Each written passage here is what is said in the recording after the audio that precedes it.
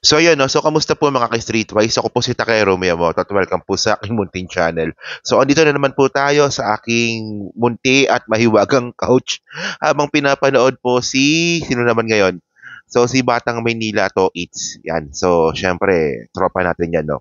So ngayon mga kababayan, ito, update lang tayo 'no. Siguro alam naman po natin at kalat na po talaga ito sa social media na meron pong dalawang Chinese nationals na big boss po ng Pogo ang nahuli sa mismong bahay nga po ni Harry Roque sa Benguet.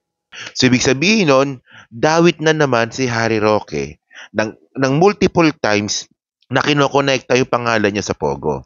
So syempre mga ka-Streetwise, no, alam naman po natin na si Harry Roque po madaldal. Kasi nga, 'di ba, sabi nga nila binabae, 'di ba, bibigandang hari, 'di ba?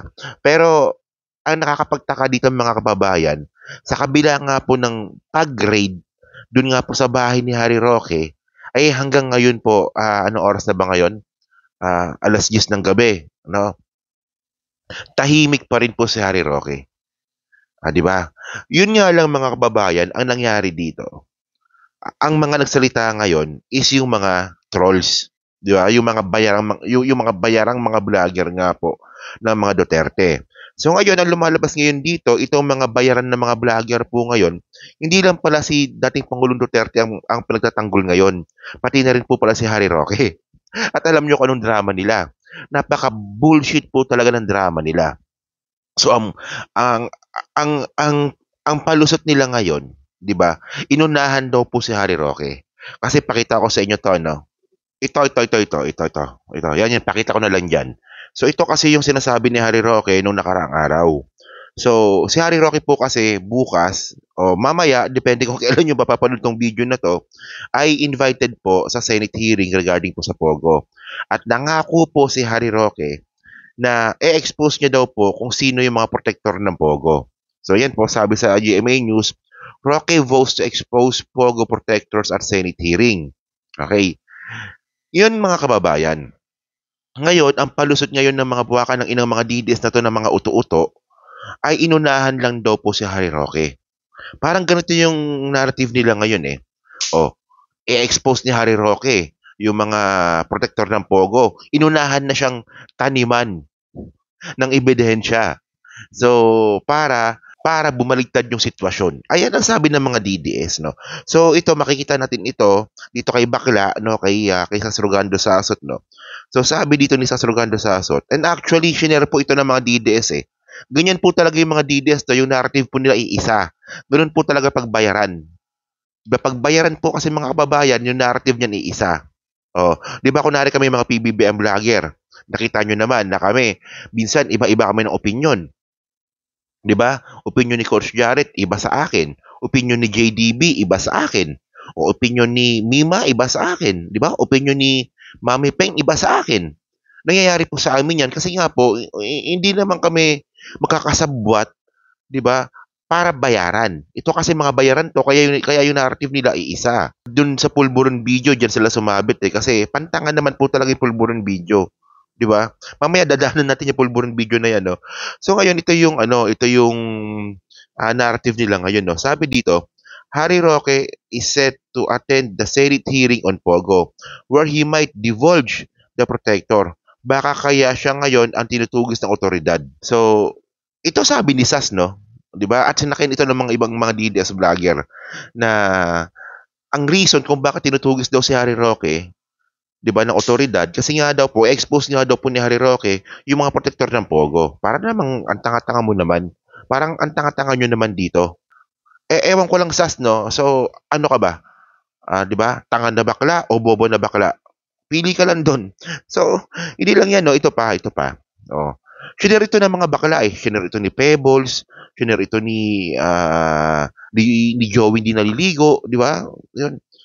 Kabit daw yun sabi. Ewan ko lang kung totoo So sabi dito, sabi naman dito, disas din. After this was announced, sinalakay ng otoridad ang bahay ni Harry Roque. So, ang nakalagay nga dito is i-expose nga daw po ni Harry Roque yung protector ng Pogo. Okay. So ngayon, ito yung pinaka-bullshit dito mga kababayan.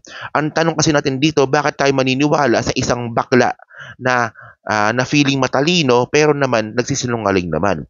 Kasi una 'di ba mga kababayan 'no, ito si Sas Rogando Sasot din po kasi yung unang nag-share at unang naglabas ng narrative na yung Pogo daw po hindi ibaba ni PBBM at pinalitan lang daw po ito ng IGL.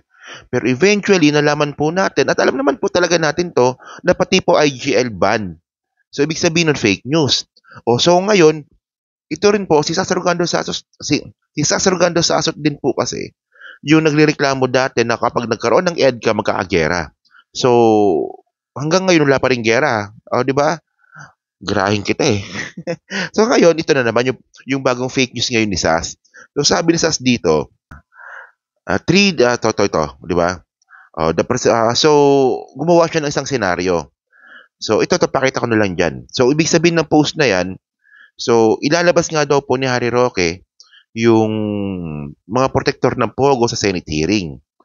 Tapos, na-raid po yung bahay ni Harry Roque at nahuli nga po doon yung dalawang Chinese nationals na big boss ng Pogo. Tapos, yung kasunod naman na senaryo, di ba, 3 days after, no search warrant, no warrant of arrest, what could be the reason?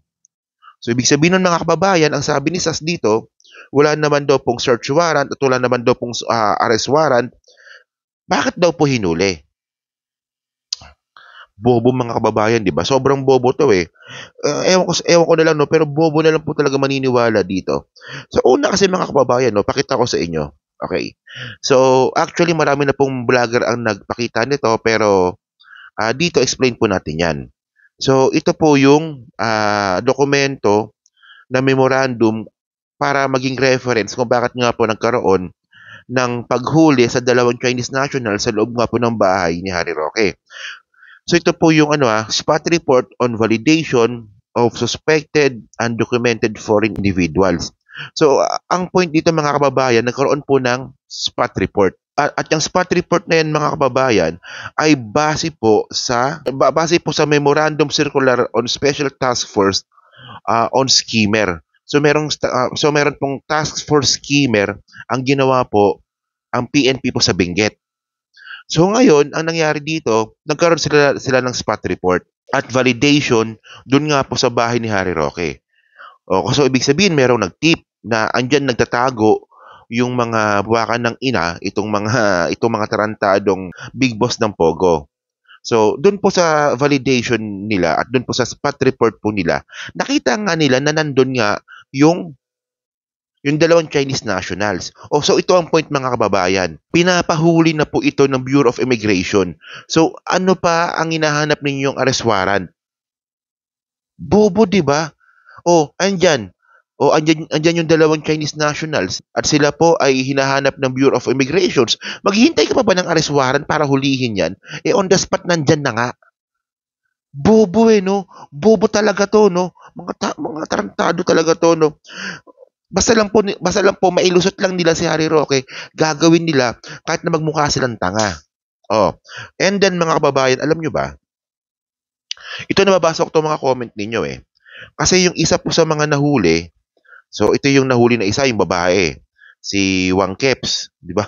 Si Wang Keping at saka itong si Kyun, pangalan itong hayop na to, Kyun Myorn. Diba? Kasi Kyun Myorn. So sabi ng mga nagko-comment po dyan sa mga videos po natin na itong si Kyun Myorn daw po ay kamukha ng pulburon video na nilabas nga po ng mga Duterte bobo supporter. Ayan no. So ito yung medyo malapit-lapit. So sa tingin nyo ba, ito yung gusto ko malaman sa inyo eh. Sa tingin nyo ba na itong nahuli na Chinese nationals dyan nga po sa bahay ni Harry Roque, ayan ba yung posibleng ginamitan nila ng AI para po mapalitan yung mukha ni PBBM? Kasi tandaan natin mga kababayan, yung pulburon video nga po ni PBBM, AI. AI po yan. Di ba? Ako nga, nakagawa nga ako ng AI eh. Di ba? Yung mukha ni dating Pangulong Duterte na nailipat ko sa ibang katawan eh. At halatang stage yung pulburon video. Sino ba naman yung magko-cocaine na gaganon? Tapos alam na kinukuha na ka ng camera, eh, tanga-tanga mo naman.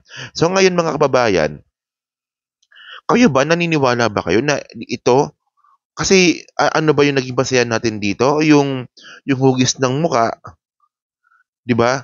At tsaka medyo may pagkakahawig nga daw po. So ngayon mga kababayan 'no, kung ito nga ay isang tao lang, eh talagang sabit talaga si Harry Roque talaga dito. 'Di ba? Kung isang tao lang po itong nahuli na Chinese nationals sa loob nga po ng bahay ni Harry Roque at saka itong sa pulburon video, eh talagang dapat talaga makulong talaga 'tong hayop na 'to, eh. So yun mga ka-Streetwise 'no, so kayo po 'no, diyan po sa Team Replays, ano nga po masasabi niyo nga po dito sa, palusot ngayon ni Harry Roque ng mga bataan niya at saka dito nga po sa sinasabi na, ah yung totoong tao sa likod nga po ng pulburon video. Okay? So, paki-comment lang po sa baba at binabasa ko pong lahat yan. At dyan po sa makakapanood po ng video po na to. So, paki-like na lang din po ng content po na to para din po makatulong po sa algorithms po ng channel na to. So, salamat po sa inyo lahat. Kita na lang ulit tayo bukas. Thank you.